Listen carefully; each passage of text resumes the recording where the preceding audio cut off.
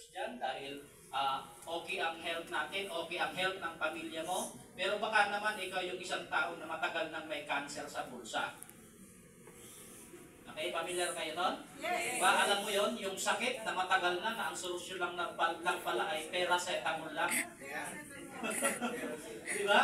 Okay? So kung ikaw yung taong yon, pwedeng-pwede ka din dito sa negosyo namin. Okay? So tapusin mo po yung presentation na to at sigurado ako naman magugustuhan mo. Baka eto na yung isa sa mga dasal mo.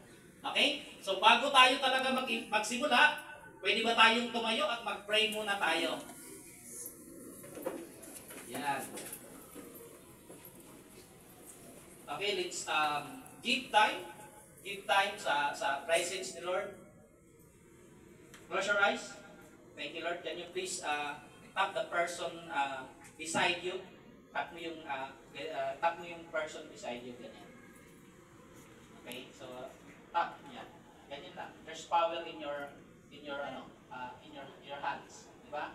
In your touch, di ba? Itong antikat itong iway kasi tao, may ito power. Okay? So let's pray. Hallelujah. Father God, we thank you, Lord, for this appointed time. Salamat, Lord, for this time that we gather, Lord God, each other.